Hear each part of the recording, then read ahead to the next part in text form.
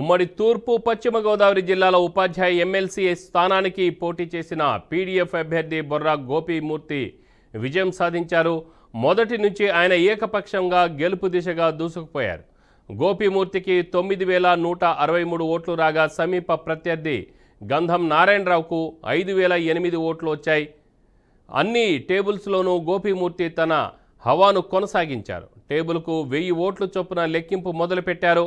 మొదటి టేబుల్లో 1000 ఓట్లలో గోపీమూర్తికి 665, రెండో టేబుల్లో 665, మూడో టేబుల్లో 607, నాలుగో టేబుల్లో 698, ఆరవ టేబుల్లో 580, ఎనిమిదో టేబుల్లో 585, తొమ్మిదో టేబుల్లో 544, పదవ టేబుల్లో 581, 11వ టేబుల్లో 556, 12వ టేబుల్లో 607, 13వ టేబుల్లో 544, 14వ టేబుల్లో 666 ఓట్లను గోపీమూర్తి సాధించారు. 5వ టేబుల్కు సంబంధించి ఓట్లు ఇంకా లెక్కిస్తున్నారు. మొత్తానికి గోపీమూర్తి ఇప్పటికే విజయాన్ని సాధించారు. ఉపాధ్యాయుల సమస్యల పరిష్కారానికి కృషి చేస్తానంటున్న బొర్రా గోపీమూర్తితో మా ప్రతినిధి Nandini face to face.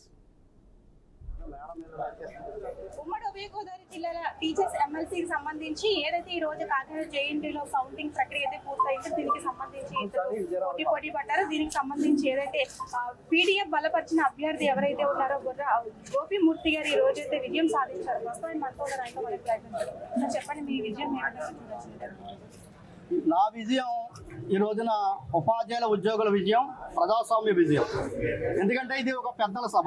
Upadhyaya MLC కానీ గ్రాడ్యుయేట్ ఎమ్మెల్సీ కానీ అనేది ఈ పాలకులు పరిపాలన తప్పుదారి పడుతున్నటువంటి పరిస్థితుల్లో వాళ్ళ మైండ్ సెట్ ప్రజల వైపు తిప్పడానికి ఉపయోగపడే సభ ఇది. ఇటువంటి సభను కూడా ఈ రోజున ప్రలోభాలు పెట్టి గిఫ్ట్లు పంచి డబ్బులు పంచి దీన్ని కలుషితం చేస్తున్నటువంటి పరిస్థితుల్లో ఈ రెండు జిల్లాల ఉపాధ్యాయ అధ్యాపకులు ఈ ప్రజాస్వామ్య విలువలకి కాపాడే విధంగా ఓటేశారు. అటువంటి ప్రజాస్వామ్య విలువలు కాపాడారని చెప్పి ఈ విజయాన్ని ఏదైతే మా ప్రీతమ నేత దివంగత షేక్ సాబ్జీ గారికి అంకితం ఇస్తానన్నానని కూడా ఈ సందర్భంగా తెలియజేస్తా ఉన్నాం. సిపిఎస్ కి సంబంధించి నేనే అనేక ఉద్యమాల్లో పాల్గొన్నాను. 2004 నుంచి ఇప్పటి వరకు అనేక ఉద్యమాలు, మోటార్ సైకిల్ దాదాపు 1700 కిలోమీటర్ల మేరకు మోటార్ సైకిల్ ర్యాలీ చేశాను.